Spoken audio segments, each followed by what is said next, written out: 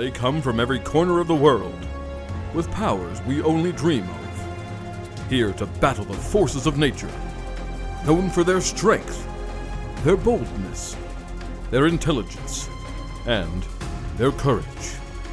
Some are witty, some are sweet, but most of all, they are Silky Momz.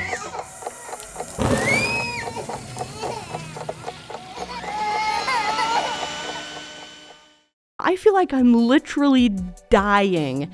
Have you tried diet and exercise? Yeah, exactly. I was just like, oh my God, are you fucking kidding me right now? Hey, welcome back to Silky Momz. I'm Sydney. And I'm Amber. And today, we have a guest on today. We'll introduce her in a minute. First off, always the note, we are not any type of professionals other than mothers and the power of Google. So if you have any questions, please refer to your doctors or your professionals or the people that actually went to school to do this. So our topic today is motherhood and mental health. Yeah. So as most people know, we work for a production company called Philly Creative, and we actually had a meeting with our guest, and then after touring the building, we showed her the podcast studio, and she was gracious enough to check our podcast out and started listening. And then she came to us with this idea, and obviously it's an amazing idea. We haven't covered this really in depth yet, so I would like to introduce Tayla Naden. Tayla, I am going to ask you a couple questions to introduce yourself so that you get the facts right and not me. Sure. So one, what is your mom history? How many kids do you have? So I have two older stepsons who are 14 and 17. They live in Kansas City. We get them on longer breaks and over the summer. And then I have a 2-year-old biological daughter. Cool. Awesome. What is so you were with NAMI. Can you tell us a little bit about NAMI? Yeah, so NAMI, otherwise known as National Alliance on Mental Illness, is an organization with free resources that we offer support groups, educational classes, presentations, and just general advocacy around mental health, especially the stigma of mental health. So I work with an affiliate here in Salina called NAMI Central Kansas.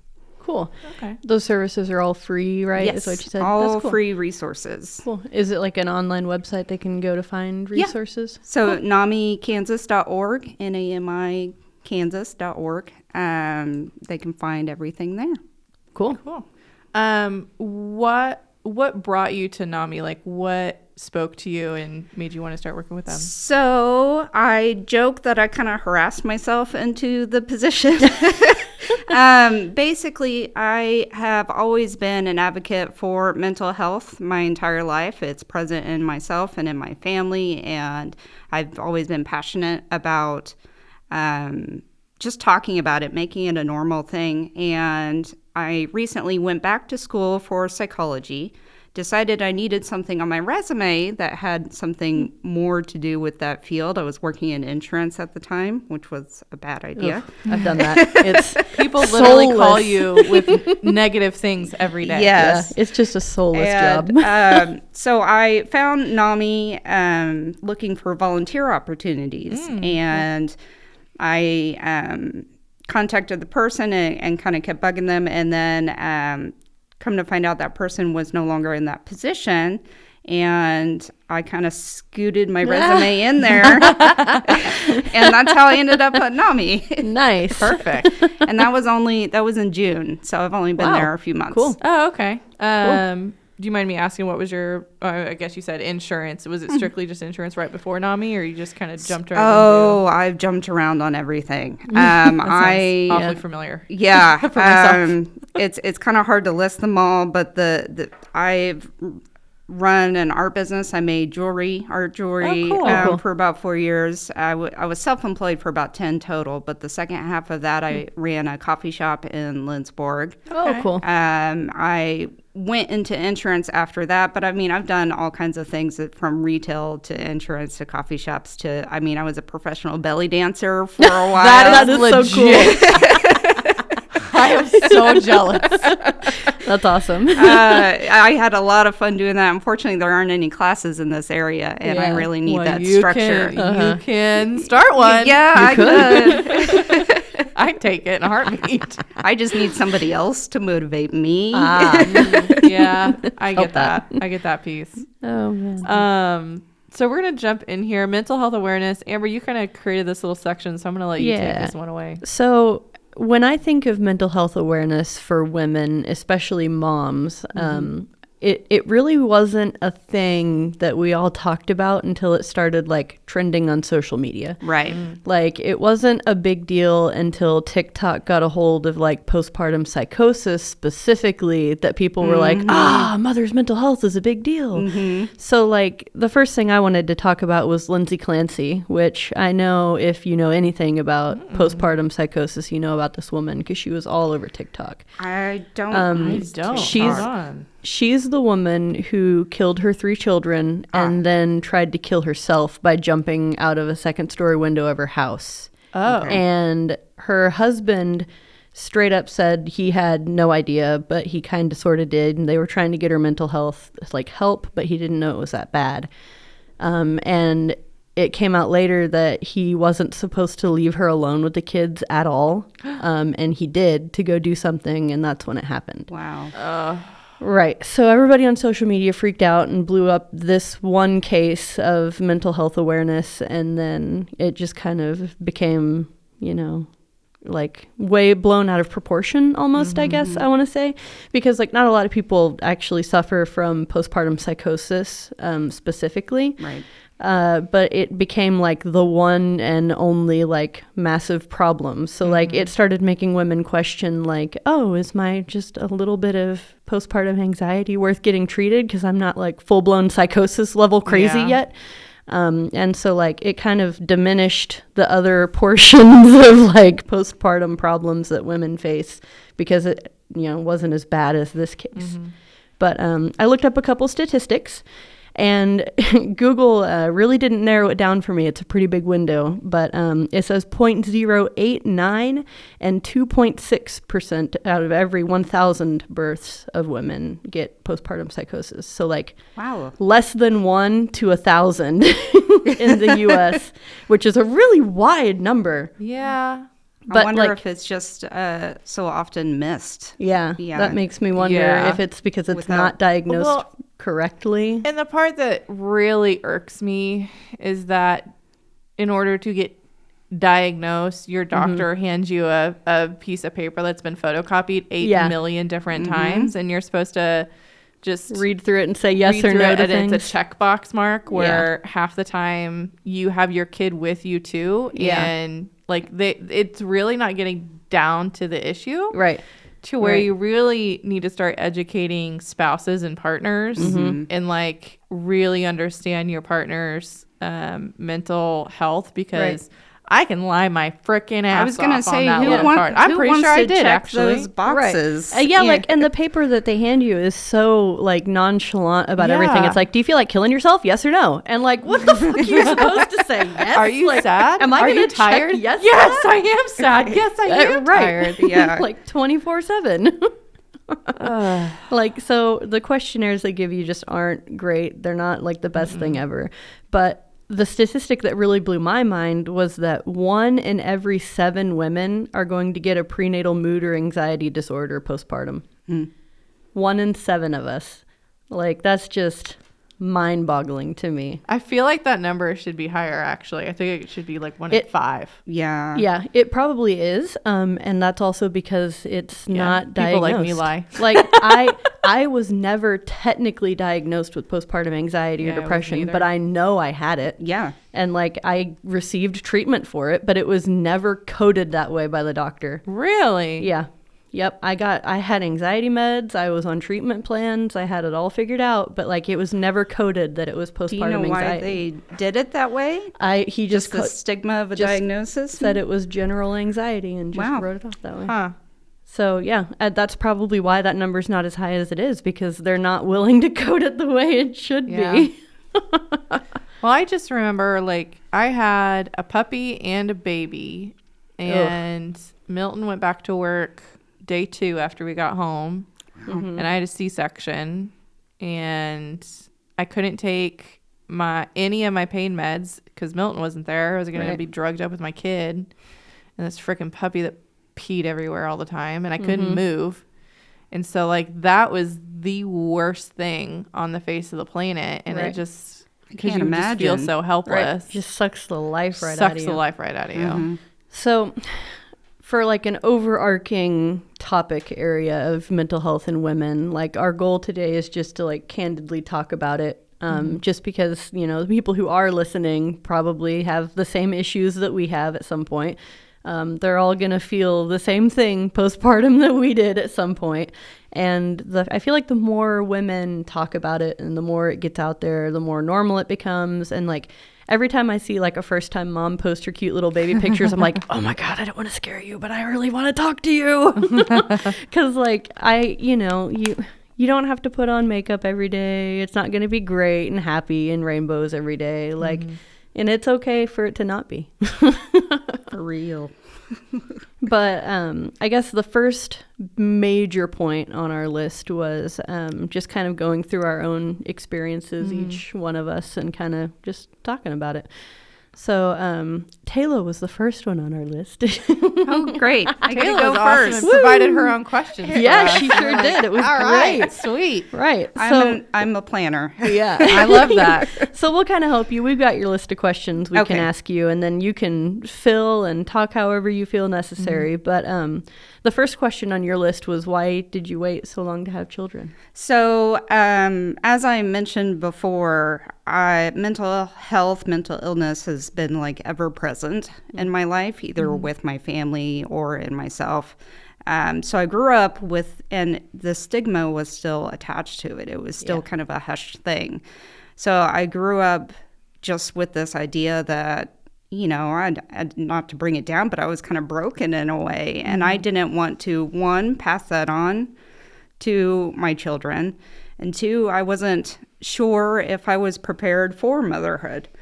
And so as I was growing up, I was like, I'm never having kids. Actually, what I said was I wanted the experience of the pregnancy, which is crazy now. But I didn't want to raise a child, to be quite frank. And I don't know. And I told myself by the time I was 26, if I still don't want kids, that's it. I'm too old. And 26 came and went, and I still didn't have that, whatever the biological clock everybody talks about. It was not ticking for me. And it wasn't until I was, I would have been 33, 34, that desire started happening. And it was all of a sudden, it was like, I want kids. And it was right after I met my partner, Luke, and he's got his 2 boys, and I saw how he was with those boys, and I felt that, you know, maternal love for them, and I was like, wow, maybe I could do this.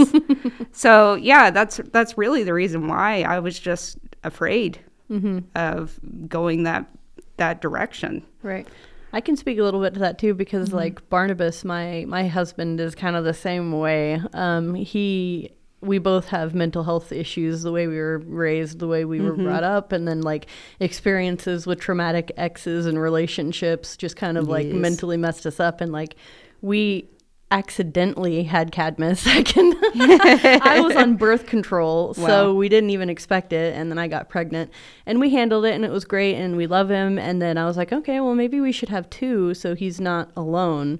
And Barn was like, I don't know if I can do that. So like we went through a lot to just mentally prepare ourselves to have a kid, and it takes a lot sometimes. And I think there's something to be said for taking that time to you know, it's not just a, hey, let's have a kid, boop. Yeah. You know? Yeah. It's such an experience. Right. I think it's important to, if you can take that time, to definitely do so. Yeah. So another question you had on your list was, what was your experience during pregnancy? So you couldn't take meds, and I know a lot of us are in the same boat. This is where I differ from a lot of mothers, I think. Is my depression and anxiety was during my pregnancy. And it was really, postpartum, I was okay. But really, it was like I swear to God, it was the day I got pregnant. Things went downhill. Yeah. And I had just switched medication because we knew we were going to try, and it happened immediately. And so I didn't have time to figure out the medication. They put me on Zoloft, and it was the worst thing. Ugh, yeah. And but there wasn't really anything else to try as far as that goes. So, I couldn't be on medication that helped. I've been taking medication off and on since I was 12, but so it was really hard. Yeah, I believe it. I'm just flabbergasted. We haven't come up with a medicine that's safe for pregnancy when it comes to anxiety and depression. We've had anxiety and depression since humans were made. Yeah. Has it really taken us this long to find something pregnancy safe? Wasn't there, gosh, I'm going to get this all wrong. I'm going to give you 8 million different tiny little pieces to try to find the one thing. But in the 70s and 80s, wasn't there a drug that a lot of moms took and it really had an effect on kids? It was an antidepressant. I could be totally 100% Percocet? I don't remember. I'll have to look this 70s up. and 80s. I'm sure there has been several. And it was Percocet was a big one. Maybe that's it. There was the anti-nausea one back in the 50s or something like that. That really gave a lot of birth defects. Say what now? Thalidomide? Maybe. That rings a bell. But it's the whole reason why they're you just have to stop basically all your taking meds everything. now. Yeah. Right. Yeah. And I mean, obviously Zoloft was one of the only options out there as far as my knowledge goes. But I don't know if you guys have the same experience. When you're taking these meds, you have to try different ones until you find the one that works. They have no way of knowing really because they still don't quite understand them. So not only did I not have choices, I didn't have the time to figure that out. And I think that's a struggle for a lot of people. Anyway, I can rant about this stuff all day. Yeah, meds are tough. They really are. But sometimes they help. When I was pregnant, the second time, because my anxiety started after the birth of my first one because it was traumatic. So I wanted to be on meds the whole time I was pregnant, but I couldn't be because they were like, well, there's nothing that's truly safe for pregnancy. You can take low risk drugs or you can just cold turkey and hope for the best. And I was like, So I get it, not wanting to go off meds while you're pregnant, but also being stressed out about, is it safe or is there a safe option or a safer option? Yeah. It puts a lot of stress on you. It really does. I was on some anti-anxiety meds that were low risk, not the safe ones. And I just remember, not wanting to take them. What if this is the one that does something, and the doctor's like, no, you should take them. It just makes you more anxious to take your anxiety meds. Yeah, it's rough. You have anxiety over taking your anxiety meds. Right. Yeah. This is off topic, but I have a cousin. He had a episode in Vegas where he had so much anxiety about taking his anxiety meds, he had to have someone come help him. And I was like, oh man, poor guy. Yeah, there's so many layers to it. Yeah. Well, the next one on your list was your experience after pregnancy. They were waiting by your bedside with your meds. I think within an hour of my daughter being born, they were like, here, take these. Yep. But yeah, it was a weird experience. The whole pregnancy, I couldn't do anything. I went through 4 jobs. I couldn't hold a job. I couldn't do anything. And one weird side effect, I'm going on a tangent now, but was that I was super jealous of people with more money than me. It was such a specific symptom. Yep. That is I mean, I get it. Yeah. My boyfriend, he golfs, and we'd go to the golf course, and I remember seeing houses and just being livid. Like, I have worked my butt off. Why do I not live in one of those houses? Yeah. Yep. Anyway, coming back to that, it was a few days before my daughter was born that like something clicked. I don't know. It was just like my body or my brain was like, okay, you better figure this out now.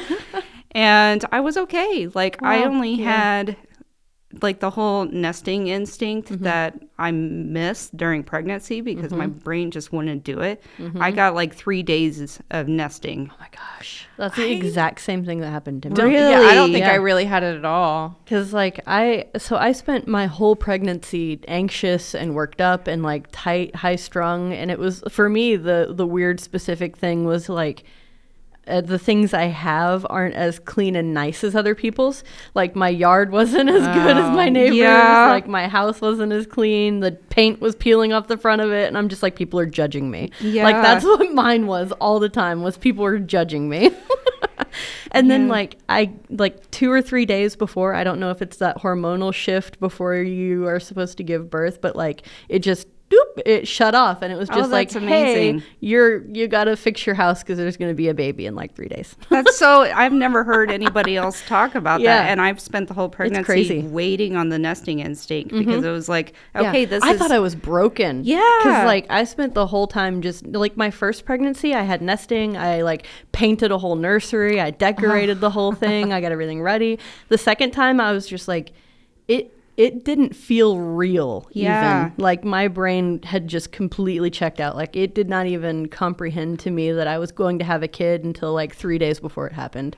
Like, yeah, I was right there with you. Right. And the shame I felt coming from that I wasn't getting my home ready for this Right. baby, Yeah. just compounded on everything else. Yep. And it kind of made it feel even like less real because I was like, well, my house isn't ready. There's no baby. You're not going to be one. Right. Like my brain just completely shut it out. Wow. Like it just didn't even exist. It was wild. Yeah, I don't remember ever really. I'm trying to think of through Madeline's, because we had to completely like tear down the sheetrock and stuff for her room. Oh, Right. At the old house because there was wood paneling in it, and I think my family nested for me. Like I don't remember ever really getting into it. Yeah. Like, Yeah, I remember the one thing that like really got me was like I have to make sure his clothes are figured out. Like I had to wash all his clothes, sort all the clothes, make sure they were all put away. Like that was the one thing that like stuck out to me. I remember trying to figure out Dr. Brown's bottles. oh my yeah, And my brain was not working, just like you talked about. million pieces And that come with I them. was just sitting there in the living room floor because we got graciously, my sister had just ended fostering some children. So we got like a full baby kit. Sweet. That's cool. But it came with all these used bottles and all these parts, and I was sitting there just like bawling because it's like if I can't figure out a bottle. Yeah, I think get it. I didn't really get super emotional, other than like I remember breaking down one day during my pregnancy because Alexa wouldn't listen to me. No. Like I kept trying to tell her to turn the lights on or something, and she wouldn't listen to me, and I'm just sobbing on my couch, texting my friends. I'm like, I'm crying because Alexa won't listen to me. Yep, I get that too. So, what was your experience right after birth? This is a question I kind of added to the list, but like, did your doctor advocate for you to get back under your anxiety treatment? I was lucky, and gosh, I can't even remember her name, but I was lucky and had a doctor that was very sensitive to my mental health struggles. So like even during the pregnancy, she wrote me a note that was like, Tayla can't work anymore. Which I was like, thank you. I just needed somebody else to give a piece of paper. Yeah. But yeah, she was an advocate for me.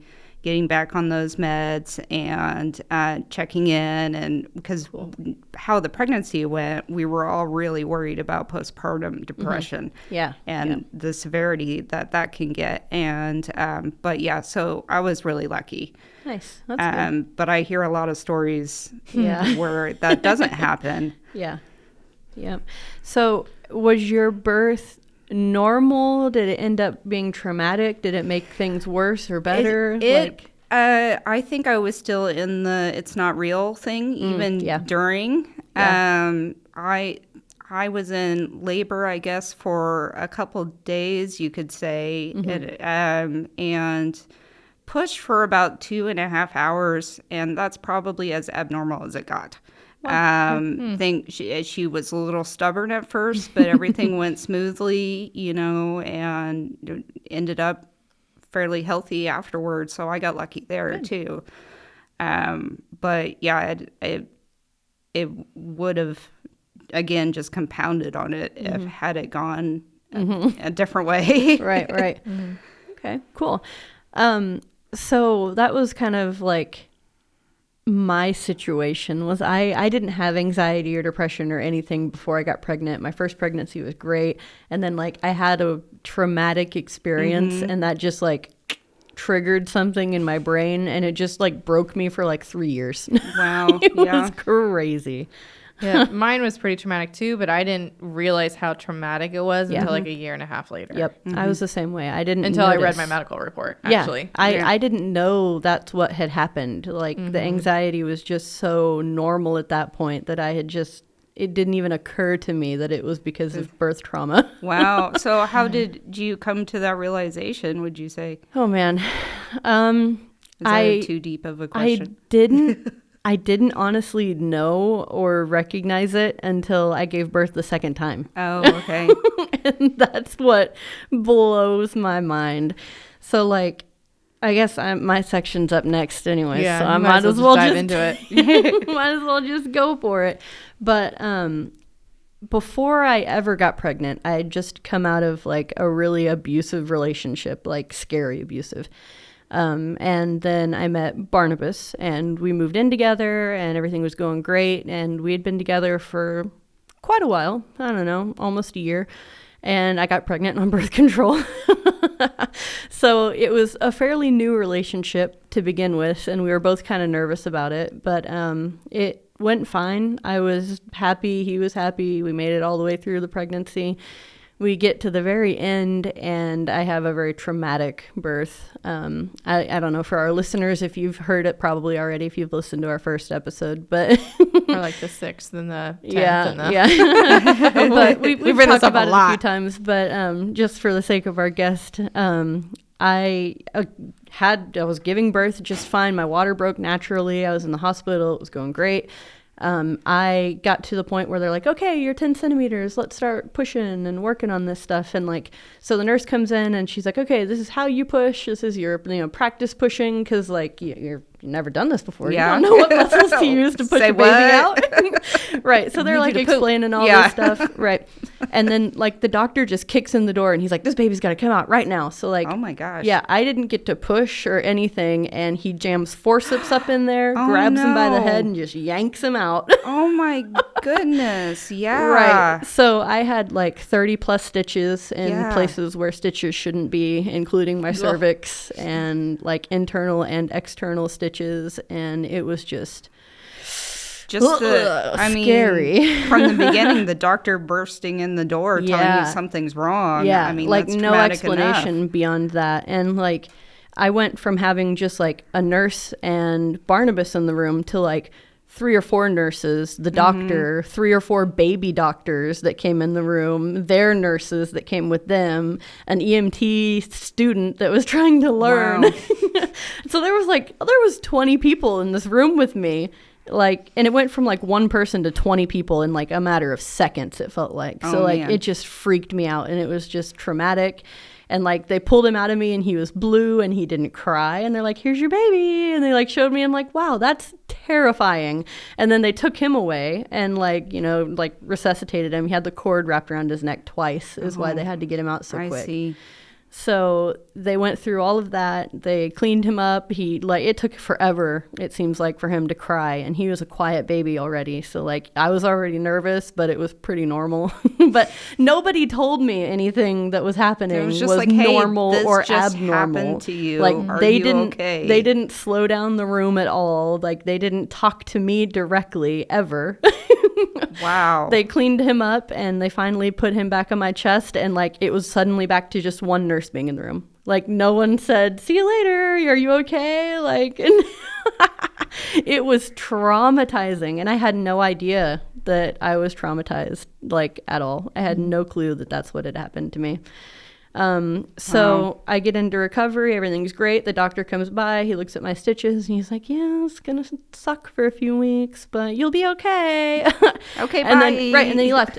And then I didn't see him until my 6 weeks appointment, where they give you that stupid piece of paper. Yeah. And they're like, do you feel like killing yourself? I'm like, no, but my life really fucking sucks. And they're like, oh, you're fine. Good. Okay, go home. Can See you I later. put a side note on this? Yeah, like, can I put a side note on there that says, like, I haven't slept in 6 weeks? Like, because I hadn't. Yeah.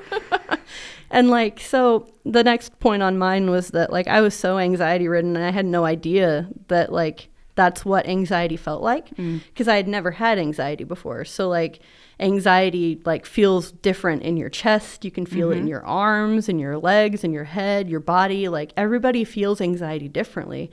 And, like, I had never felt anxiety before, so I had no idea that's what my body was feeling. I just thought, like, I was just excited or hyped up or, like, amped up or nervous, and, like, that's not normal. Yeah. And that's not going away. Right, and it's not going away. And no matter how much I try to lay on the sofa and close my eyes and relax, I still feel it. Like, it feels like you drink, like, 30 energy drinks and you're just like, like, you can't stop moving, right? But I had no idea that that wasn't just normal. It got so bad to the point where I thought, like, my heart was failing. So, like, I could just be sitting on sitting on the sofa watching TV, and my heart would, like, skip. Like, it would be like thump, thump, thump, thump, thump, thump, thump. And I thought I was having a heart attack sometimes. Like, it was bad. And then the time that really got me, I was driving to Dillon's to go grocery shopping of all freaking things, right? Yeah. And I had, I guess, a panic attack so bad that I almost blacked out. Like, I couldn't see anything, so I, like, parked really quick. My vision was black. My heart was, like, going like 200 miles an hour. It was crazy. So, like, I sat in the car and I, like, collected myself. I went and grocery shopped. I went back home. I laid down. I still could not get it to stop. So I was like, okay, I'm going to go to the ER now. So I left my kid and Barn at home, drove myself to the ER. They're like, wow, you might be having a heart attack. So then they freak you out because they do, like, the whole heart chest protocol, hook you up to a million different leads and stab you a million different times and give you aspirin a million different times. And then they're like, oh, it's just anxiety. You can go home. Yeah, have fun with that. Right? What do you mean? Oh, it's just anxiety. Go home. I feel like I'm literally dying. And they're like, oh, we're not going to keep you. You just go home. It'll be all right. Just calm down. Have you tried diet and exercise? Yeah, exactly. I was just like, oh my God, are you fucking kidding me right now? Like, I just could not believe it. So, like, I went to my primary care doctor the next day, and that's when I got well, have you tried diet? Yeah, oh my God. That just makes me want to punch people in the face every time I frickin' hear it. Like, my hormones are messed up. I lose weight while I'm pregnant, like, significant amount of weight. Like, I lost, like, 30 pounds being pregnant this last time. So, like, you can't convince me my hormones don't have something to do with my weight. So, like, I told my doctor that, and he's like, well, if you'd eat less and exercise more, you would feel better. I'm like, dude, that's not going to change this for me. My hormones are fucked. But he diagnosed me with general anxiety, gave me anxiety meds, said, all right, this will fix all your problems. And it fixed the symptoms. Yeah. You know, like, it made my heart not race as much. It made me be able to collect my thoughts a little bit easier. It got me to the point where, like, I recognize what anxiety feels like now. Yeah, you have a label for it. Right, and, like, I can tell the difference between, like, oh, this is a normal Amber versus, oh, this is an anxious Amber. Like, I can feel the difference in my chest now. And I know when I'm having anxiety, so I can like remind my brain, hey, this is anxiety. This isn't normal. This isn't just you. And that kind of helps me get a little bit more of a rein on it. And I dealt with that for 3 years while I was with Cadmus and raising him. And then we decided to get pregnant again. And I was like, man, this is going to be really stressful. It's going to get a little worse, but I think I can handle it now that I got a good grip on it. So I went all the way through pregnancy, made it to the end. And this time when I gave birth, it was me, Barn, a nurse, and the doctor. And that was the only 4 people in the room for the entire thing. And like, he got here, it was calm, it was nice. Like, I got to push all the way through. Like, they handed him to me straight from like him being born. They didn't have to take him or clean him up or resuscitate him or do anything to him. They just handed him to me. He cried. We sat there for an hour. I breastfed him. It was great. And it was just like, boop, that switch just turned off again in my brain. And that's like crazy. The anxiety and everything is just, I mean, for the most part, gone. Good. Yeah, it's wild how much like your brain internalizes like physical trauma. And then like once you've had a chance to process it and like do the same thing again and it's vastly different, I feel like my brain was just like, oh, this is how it should be. And then it just like, it clicked, it just went away. So like, I'm not on anxiety meds anymore. I haven't gone back to taking them. Like, I get anxious now sometimes when I like think about that experience or when I think about things that are like traumatic, but like I can calm myself down out of them. And my heart doesn't race anymore. It doesn't do the skipping a beat. It doesn't feel like I'm having a heart attack anymore, which is just wild to me to think that like I sat there for 3 years thinking that was perfectly normal. Yeah. Because now it doesn't happen again. And I'm just like, oh my God, like I was killing myself. I was letting my anxiety kill me.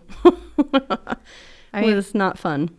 I don't think I really understood I had anxiety until like the past, I don't know, year maybe. Because like when I'm late for something, oh yeah, holy smokes, I am a completely different person. Yeah.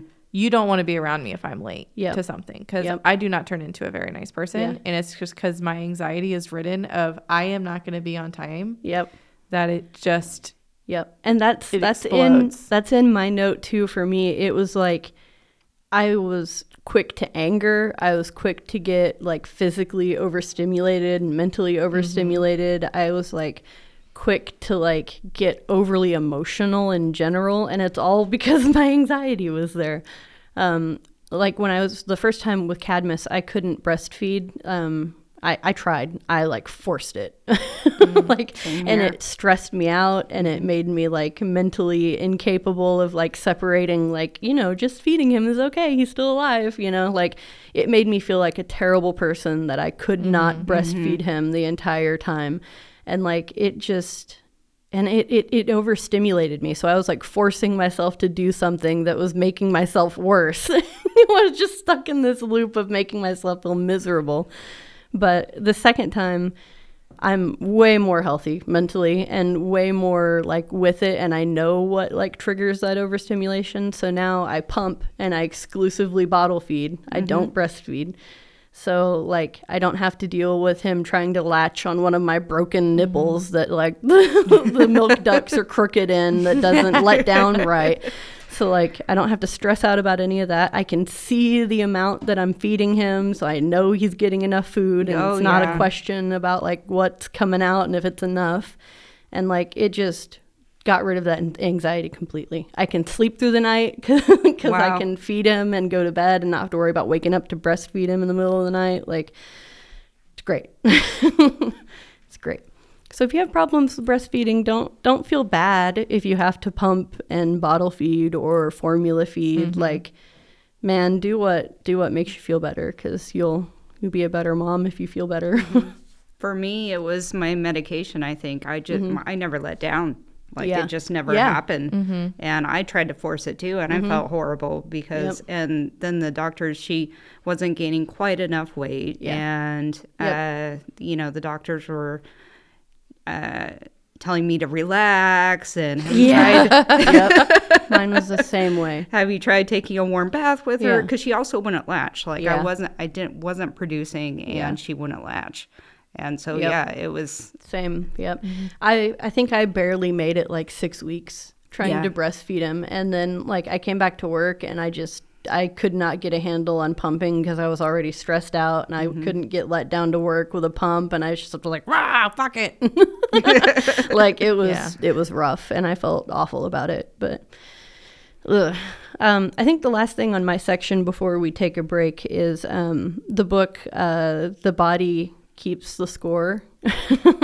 yes. That's a really good book about Really? like physical trauma and how it like changes the way your mental body works. A good way to explain it was even like since like back in the day when Freud was doing psychology and stuff, is that physical trauma is more like a foreign body, like a splinter that you get in your hand. And once it's embedded in you, the way your body responds to that splinter sometimes is worse than the splinter itself. So like if your memory of your trauma is a splinter in your brain, the way your brain copes with it and wraps things around it so you don't have access to it can give you anxiety, depression, mood disorders, all kinds of stuff. And then like you just don't even realize it's happened because your brain kind of walls off around Yeah. it. So you have no idea that that physical trauma is what's causing you all of this mental It's anguish. just like, nothing to see here. Right. Keep going. So that book kind of helps you like pick through like almost like it gives you like a medical sense of it without it being too like medical and hard to understand. It kind of explains how all of these disorders work and like how trauma physically can cause them and like some of the like outcomes of it. Like if you're hyper fixated, if that's like your thing, you get hyper fixated on stuff. Sometimes your brain does that to keep you from thinking about the trauma. So there's a whole bunch of really cool tips and tricks in there that it's really worth reading. And like, I think pretty much every mom out there should probably read it. And then really just any person in general who Yes. has trauma should probably read it because it's where What's the it money's called at. again? The Body Keeps the Score. The Body Keeps the Score. Okay. Yep. I was listening to something real quick, basically about how your DNA, it's not so much that your DNA is altered, but the way you respond to those signals is altered with trauma. Yep. And so basically, you know, the whole thing, you were an egg in your grandmother, you know? Yeah. So that if your grandmother has experienced trauma to that extent, they could pass that To their trauma egg, response to their- down right. to you, Yeah. you know, in that way. And that's just blows my mind. It's fascinating. It's actually kind of one of my points down in my section is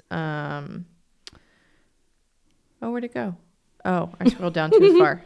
How has your mental health affected your kids? And Yeah. it's kind of in that same line. And there's actually a study that was just done very recently.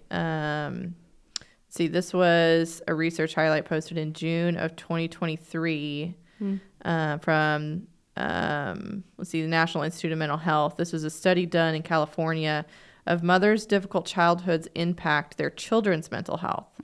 So basically, one of the kind of key points in this article is researchers also found a link between maternal mental health and their children's brain activity. Children of mothers who experienced worse mental health after birth showed weaker connectivity between two parts of the brain. And then it gives the two parts that I can't pronounce. A connection critical for the regulation and processing of emotions. Wow. Just one That more makes thing to sense. feel bad about. Yeah. Right. Right. No kidding. So if you didn't feel bad, now you do. Right. Well, let's take a break and feel better about ourselves. Yeah.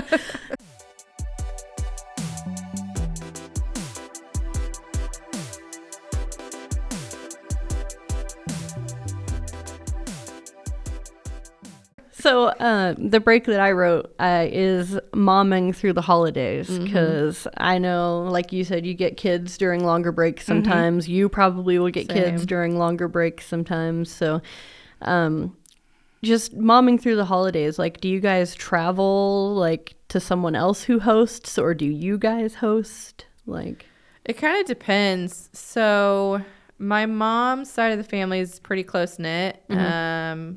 We used to all go to my grandma's house, and then we landed at my aunt's house one year. We haven't met in a couple years, but I'm assuming it's probably coming up since my aunt moved back from Hawaii. But usually we'll do something with my mom's side of the family. cool. I don't think we haven't done stuff with Milton's side yet, just because they're all the way in Texas. But Thanksgiving, it's usually kind of whatever. We normally end up at some random person's house. That's usually how it goes. Yeah, that's nice. How about you? You travel? So, no, we don't. Kind of. I don't know how to answer that question. I get it. So, my side of the family usually does what we call Thanksmas. Oh, yeah. Cool. Because we all live, a state or two apart now. So it's easier to get us all together in one thing. Yeah. Luke's side of the family is more traditional, and they have Thanksgiving and Christmas and everything. And the boys come to our house, and his parents live in Lindsborg as well. So that's usually where we end up. And it's really casual. It's not...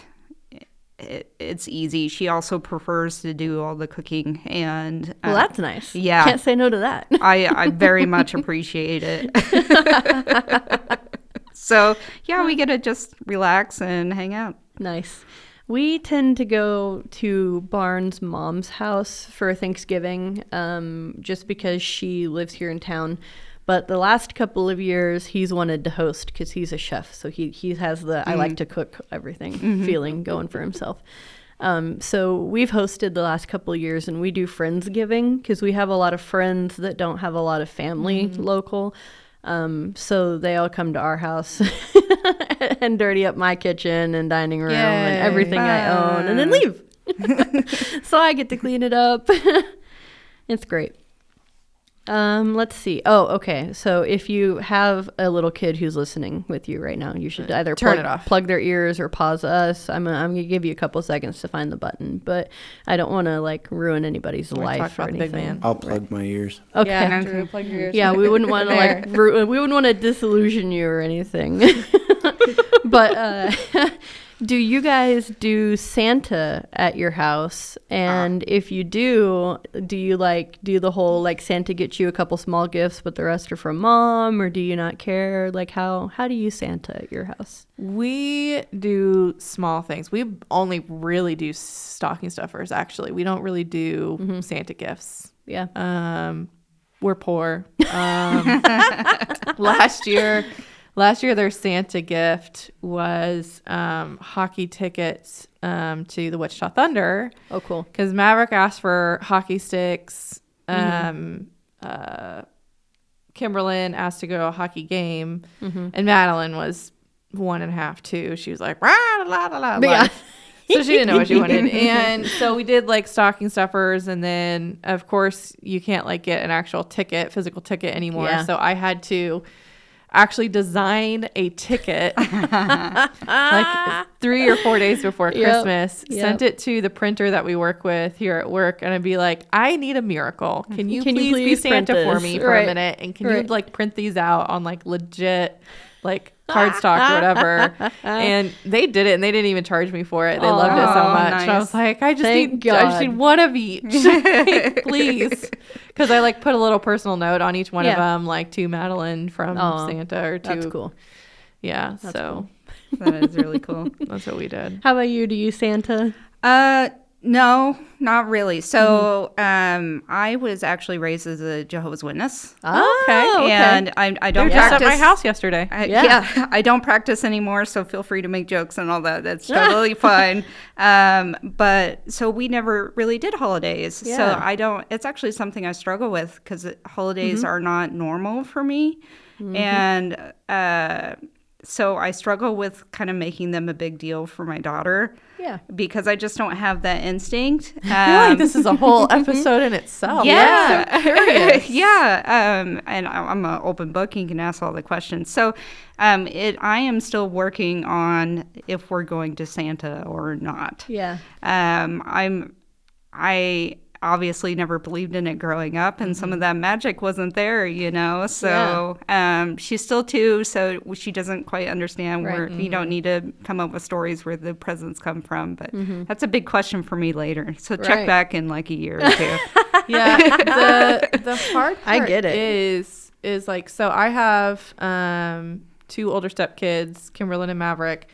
Their mom started Elf on a Shelf. Oh my I God. am adamant, no Elf on a Shelf. That's just way too much to keep hate up it. with. Yeah. I would hate it just with a living die. passion. But they travel in these little jars to our house every other weekend during Christmas. And I'm like, oh my God. And Kimberlyn's 12. I'm pretty sure she gets it at this point. But she plays along because she knows if she stops believing, she doesn't get any presents for the little ones. So she hasn't said anything to us, That's so but I'm funny. pretty sure she gets the gist. That's so funny. But no, so I have these 2 elf on the, and so now I'm just waiting for Madeline to get old enough and be like, where the heck is my elf? Why don't I have an elf? Yeah. Oh my God, because then you'll have to do it every day. Because we have 2 elves because of Maverick and Kimberlyn. There's 2 for one for each of them, and so now I'm like, I really don't want to do this. Like But now you're gonna have to. I think I'm just gonna put my foot down and be like, honey, you are so good that you don't need an elf to watch you. Like, There you that's go. what There I'm you gonna go. have There to you say. I do not want to do it. I don't blame you. Milton is really make good a- about finding things for these elves to do. I am not. It is like the last decision. Right. on my- I just couldn't do it. Oh, man. No. Drives me nuts.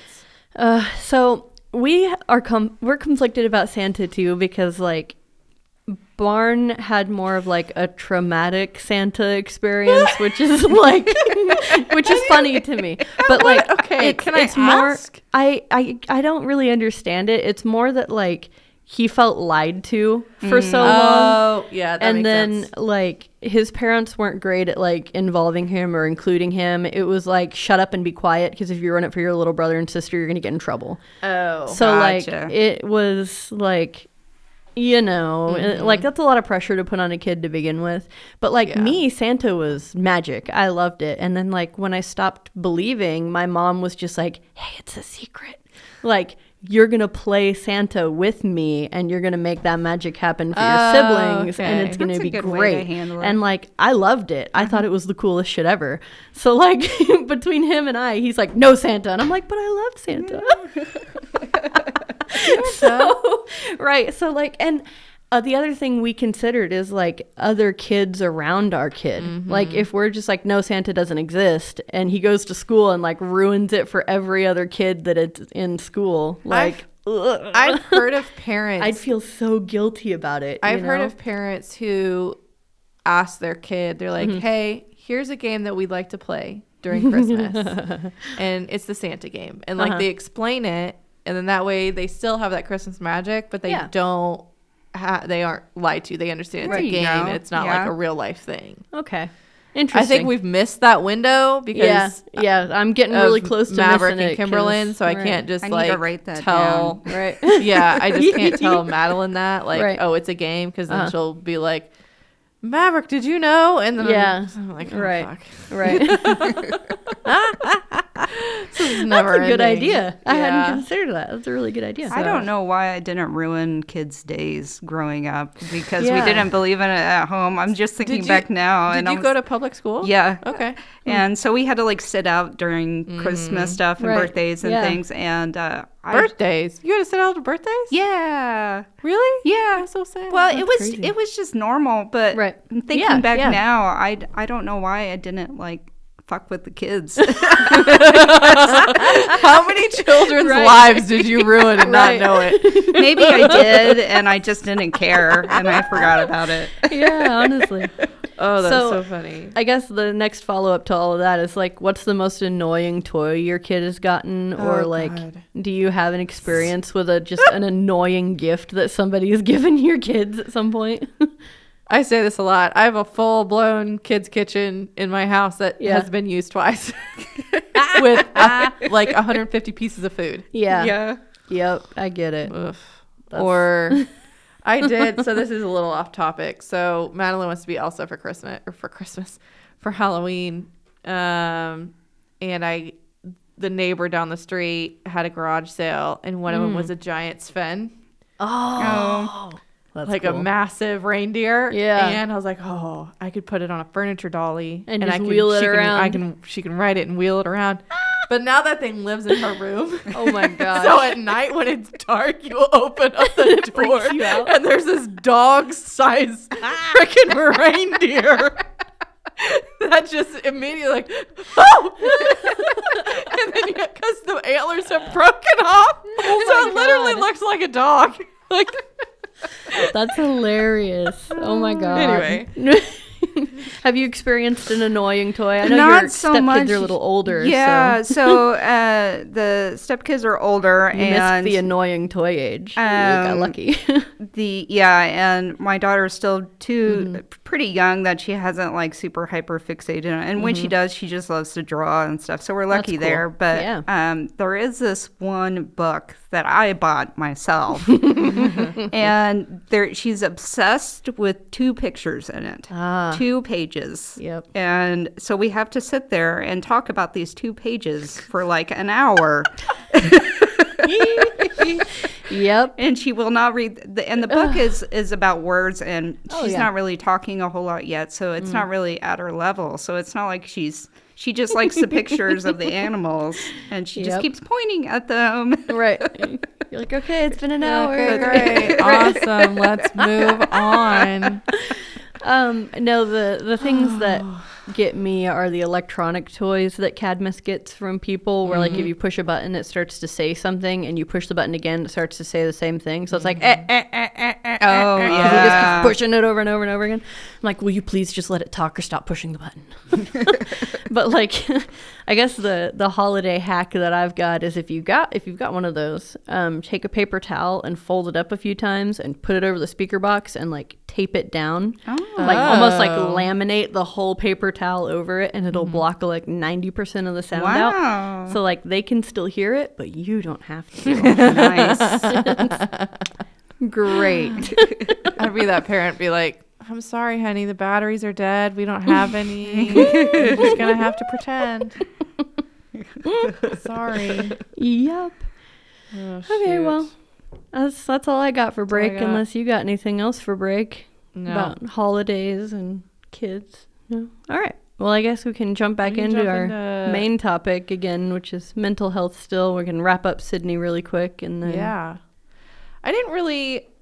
So I definitely have ADHD. Like 100%. I'm aware of it. Right. I really don't need to get tested because I'm 100% like aware that I have it.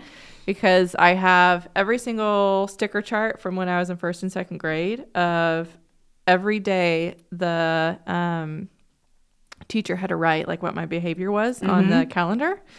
And some of it was like, Sydney was a cat today, or yikes, would not stop moving, or wiggly today, or like I had very few stickers. Let's just put it that way. She won't shut up. Yeah, mine was also wouldn't stop talking. And so like that was like proof that like I was definitely ADHD as a kid, and nothing was ever done. It was never diagnosed until like I really realized it in the past like 2-3 years since I had Madeline. And I recently just started therapy because I was again, anxiety, which now I know it's anxiety and not depressants. So now I'm going to be like, oh crap, which one do I need to take? Because they put me on antidepressants because I was having all these mood swings. I was getting angry like super quickly. I was all these things.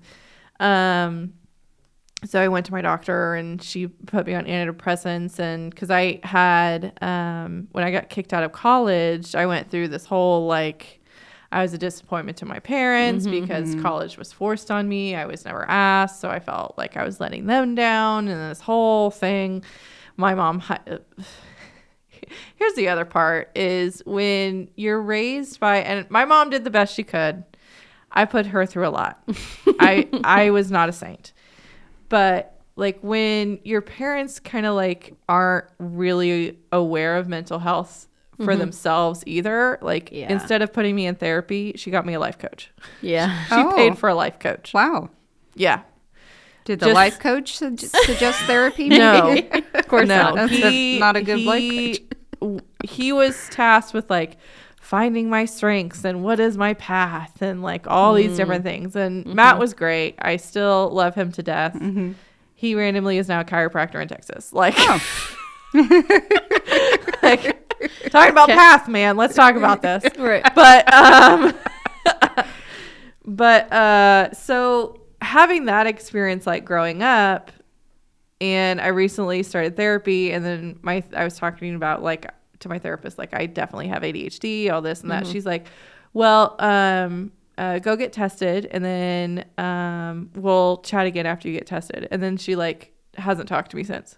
Oh, she hasn't talked to you? No. No follow up, nothing. Crazy. Oh. She like ADHD. She was like, figure this shit out or don't come back. Which is so funny because like I only had like 3 or 4 sessions with her. Right.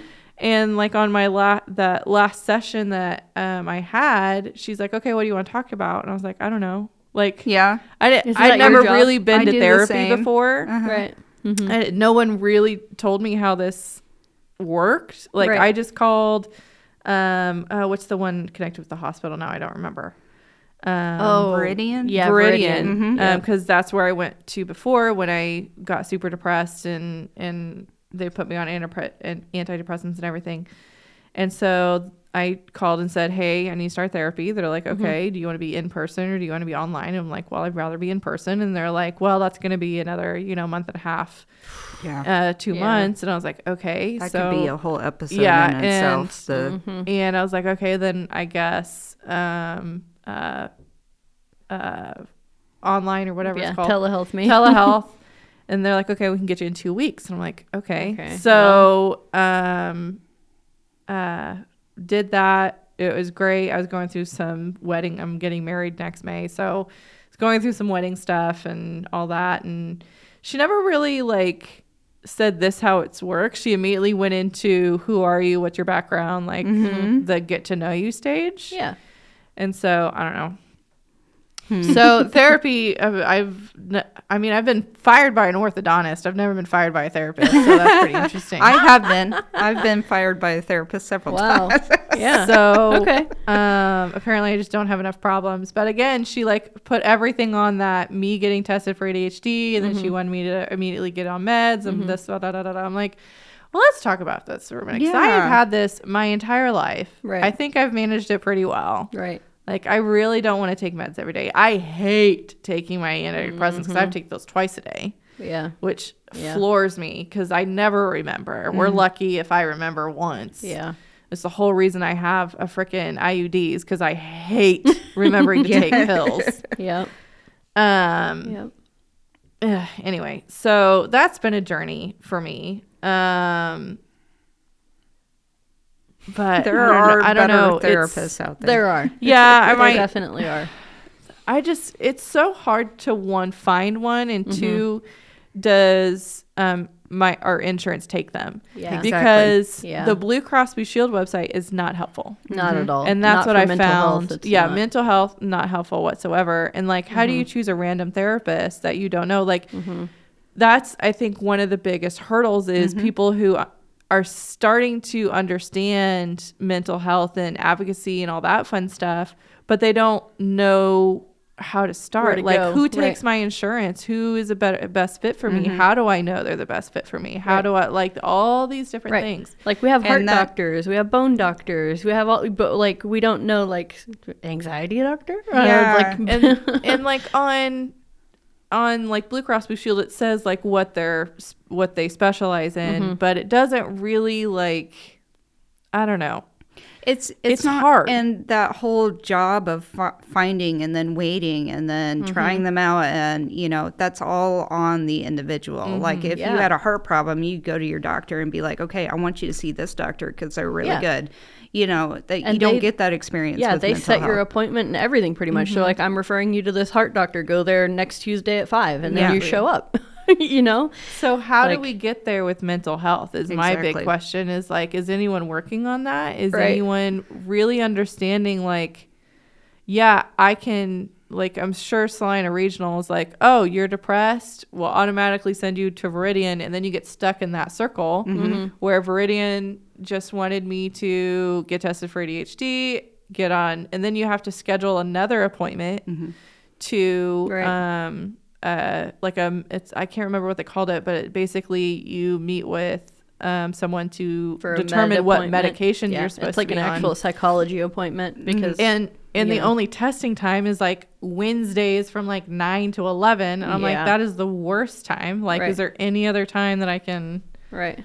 Yeah. So there's a effort out there that not a lot of people know about, and I'm not well educated, so forgive me if I get any of these details wrong, but it's basically referred to as mental health parity.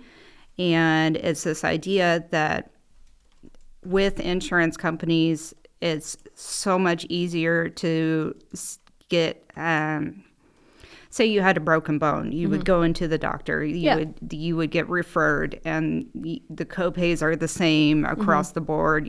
There's all this stuff. But say you're depressed, it's so much more difficult to go through that process for various reasons. And a lot of times the copays, like it's I'm pretty sure it's illegal that for your copays to be higher for a mental health professional than it is for, at least in the state of Kansas, or there's an effort to make it that way. Right. Again, I'm not well educated, but there is an effort out there to normalize and mirror the easiness of regular medical health and mental health. Right. So that's cool. I'm glad that somebody's doing it because, like, even if you get like a referral from your doctor to go to that mental health provider, like your insurance usually just denies it. it's like, do you really need it? And yeah. That was the biggest reason why I went to Viridian, because I knew that they I knew they'd take it. They did our insurance. The other thing that I thought was very interesting is I still had to pay our copay, which is only $25. Yeah. But I also thought to myself, at what point is mental health considered preventative health? Exactly. Right. Yeah. It should be. Because all my other lady doctor appointments are free. Yeah.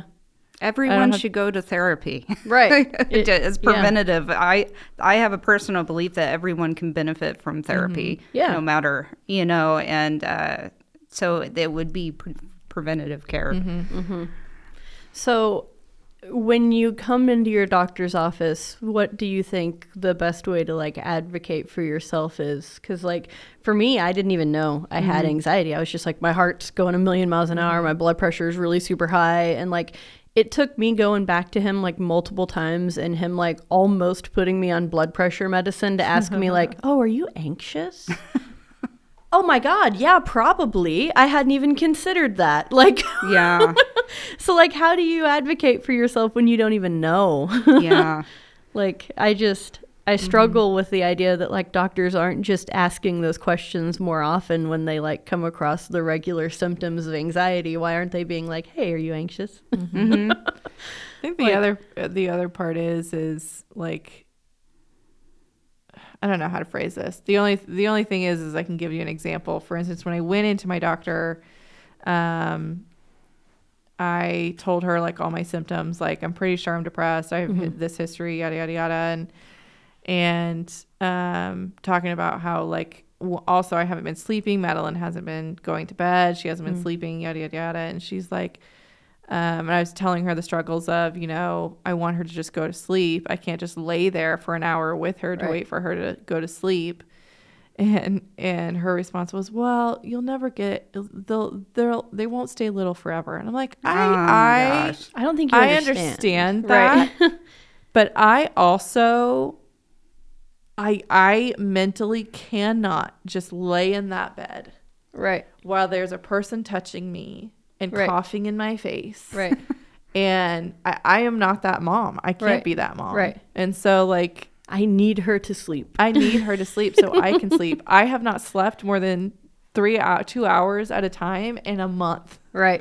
Like, I am I on feel the that. verge of taking her to the doctor and asking him, Why do will all she the not tests sleep? because I can't figure it out. Right. Right. Oh, yeah. Anyway, so So that was a little rant. But Just as like a little outro basic aside here, Yeah. Doctors aren't gonna do mental health for you. Like it's Yeah. pretty obvious that like they're not gonna step up for you. So like if you think there's something wrong, say something.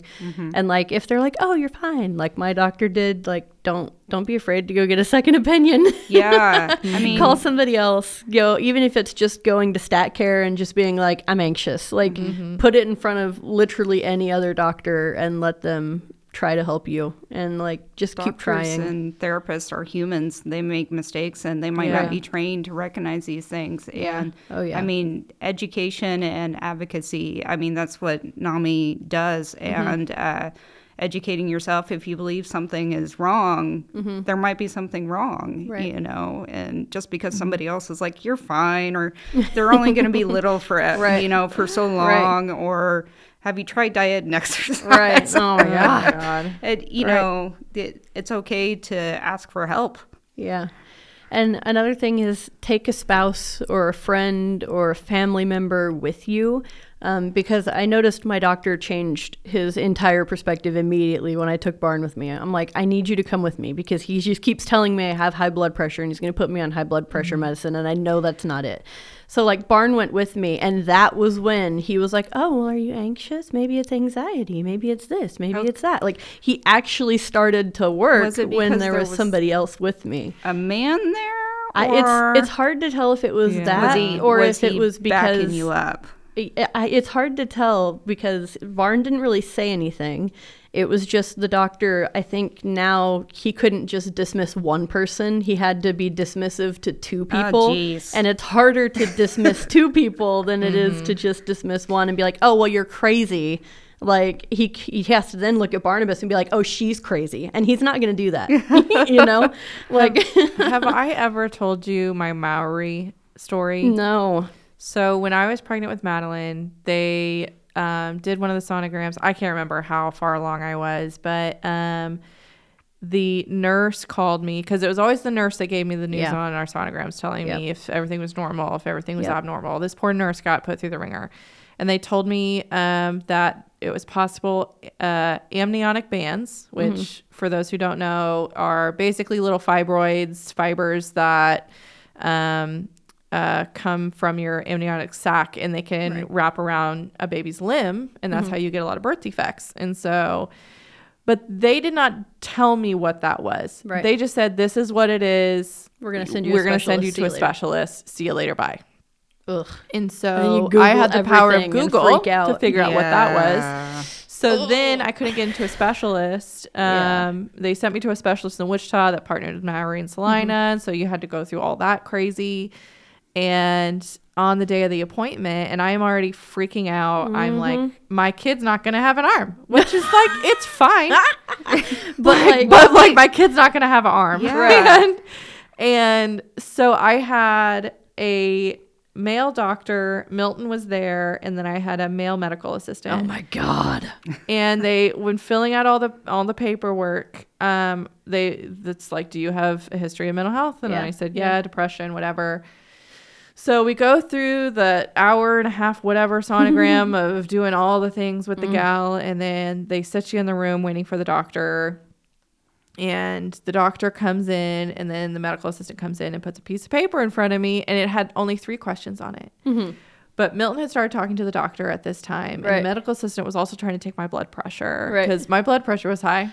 Surprise. Fascinating. And so I'm looking at this sheet of paper, and it's asking me like how I'm feeling. And I finally yell at the room because the doctor is talking to Milton about me, Right. about what we're supposed to be here to talk about right. beforehand. So I'm trying to listen to the doctor because I also need to know this. It's happening to me. Yeah. Right. And this poor medical tech is just trying to do his job. And finally, I just scream at the room to shut up. Right. Because I've read the same questions like 3 or 4 times. And I think the medical assistant even told me, like, there's no wrong answer. Yeah. And I'm like, oh, fuck you, man. There's a wrong answer. There is a wrong Right. answer. Yeah. And so I finally just Right. filled everything out. And then I was able to focus. But, like, that Yeah. was... I don't like people talking about me Oh. or over me. Well, like when I'm that's sitting right there. Oh, Yeah. I am it the floored patient. me. Especially when it's about, your pregnancy. Yeah. It's Right. not like you're Milton's the one going through the pregnancy, Yeah. or he Yeah. could. So anyway, that was Well, fun. But the last thing that's a on whole our nother thing. list is local resources. So I know there's CKF, and they take Medicaid and Medicare, and pretty much a vast majority of insurances. So if you're ever questioning that, that's a good place to start. They've got a lot of resources. They can tell you where people are too, that are like if they're in an individual office or like a specialty therapist. So they're pretty helpful. Salina Family Healthcare does mental health as well now, and they do it income-based, so you can kind of pay as you go for what you can pay, and that's really helpful They too. also have like a medical discount card, Yep. and I think it Or applies you can to get your mental health. meds cheaper as well.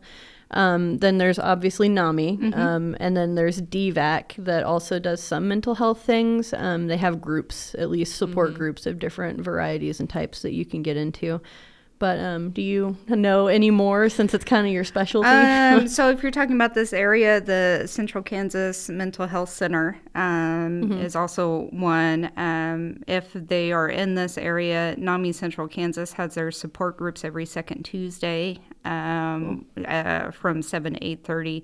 And if you want to put my email address in the notes or whatever, they can contact me. Cool. But yeah, there are resources, and NAMI is not just for this area. It's a national organization, so you can find a local affiliate, and they have helplines that are just packed full of resources. That's awesome. And this is not just for mental health. It's for the unhoused community. It's for food insecurity. It's, for all Drug all and these alcohol things. abuse. Yes, because it's so intertwined. Cool. So a helpline like that would be a good place to start. Yeah. Also 988. Do you guys know 988? No. So it's the way I explain it is it's basically the kind of 911 for mental health. Okay. So Cool. they can cater that experience based on the mental health crisis you're going through. So it's not Nice. just boom, police are Right, banging your door down. Yeah. Right. Cool. They can, so that's call or text 988. And they can transfer you to a warm line where you can just chat with somebody, or they can get a crisis intervention team out to you, that kind of thing. Oh, that's so cool. So That's nice. it's also a Cool. national resource. I didn't even know that. That's good to know. Yeah, it's only a year old, so wow. yeah, Wow. a lot Okay. of people That's don't know probably about why it I didn't just know yet. it existed. 988. Cool. Well, for our outro today, it's kind of a lighthearted thing, but funny things that your kids have said or done or, happened around you. But I'll go first as a good example. Good, because I'm going to have to think of one. So I got an invitation in Cadmus's backpack the other day for a bingo night at the school. And we sent some gifts and stuff to put in little baskets so you can win this bingo night. So I was like, hey, Cadmus, do you want to go to bingo night? And he was like, he just kind of looked at me like I'd grown a third eye. He was like, are you crazy? What is that? And he just kind of sits there and you can see the gears turning in his mind. And he goes, no, me want bluey night. He thought I was talking about bingo yeah. from Bluey. And I was like, no, okay. This has nothing to do with Bluey. Bingo is a game. And so I try to explain what bingo the game is. And he's like, no, me want bluey night. Yeah. I was like, oh my God. He's going to be so disappointed when we go and we're playing bingo and it has nothing to do with Bluey, but we'll freaking see, I guess. Oh my gosh. I'm going to have to search on my phone, see if I can find something. I have a story. All right. So like she said, she's 2. She's not Yeah. really talking. So every once in a while she looks at you and gives Yeah. you like this stink face, Yes. which is hilarious. But one night we were, she was upset about something. I think we took a toy away from her. And she had just started the tantrums, like the on the floor kicking and screaming kind of thing. And so she was upset and on the floor and crying. And her dad was just like, hey, Andy, do you want to come read a book? Because she loves books. Yeah. And so she kind of stops crying, sniffles a little bit, gets up, looks at him, and walks over from the dining room to the living room and sits on his lap, and then is happy reading this book, and she's good. And they finish the book, and her dad's like, okay, we're all done. She calmly gets off his lap, walks back to the dining room, and then throws herself back down on the floor. Like, wait, I have to come back to this. Pause. Okay. Revisit. Revisit back. Oh, we couldn't help but just crack up. It was hilarious. That is so Oh funny. my goodness. That is super funny. All right, what's yours? This is actually from when we went to the lake for Labor Day. Ooh, wow. Because it was just Wow, Madeline and I Friday. I don't know, some of the days before Milton got there. And Madeline and I were sharing a bed. And it's like 6:30 Saturday morning. And oh, man, yeah. my mom gets up to let her dog Sophie out, and Madeline gets out of bed, goes and turns the light on in our room, and goes, Mom, it's time to wake up. And I'm like, why is it time to wake up? She goes, because GJ and Sophie are up. I'm like, solid reasoning. Okay, I guess we'll get up because the dog had to pee. Thanks. That's so funny. Oh my gosh. Cadmus does that sometimes. Like, he'll wake up really early and it'll still be dark outside, and he'll be like on the baby monitor, and I'll like, Cadmus, is still dark, go back to bed. And he goes, okay. And then he'll lay down. But like, there's some mornings, like 5 a.m. where like the sun is just barely up, and like I'll be sleeping and like I'll hear him rustling around, and I'll wake up and I'll like look at him through the monitor, and he'll like pull back the curtain, and he goes, oh, it's time to get up. Cute. I'm like, dude, it is 5 a.m. Sit your ass down. There's also one here that goes, apparently we were on our way home, and Madeline goes, I'm hungry. And I said, we'll be home soon. Madeline, I need chicken. I don't know why I text Milton this stuff, but I do. I need chicken. I love it. I need chicken. All right, that's cool. Well, we're still on all of our major social media. So TikTok, Facebook. That's about it. Yeah, all that fun stuff. Go find our page, like us, listen to us wherever you listen to all your main podcasts. But yeah, We'll try to keep everyone updated. Yeah. Tayla, thank you for joining us today. Thank you Appreciate for that. having me. Yeah, it was great having you. But I guess we'll see you all next week then. Adios. Bye. Bye.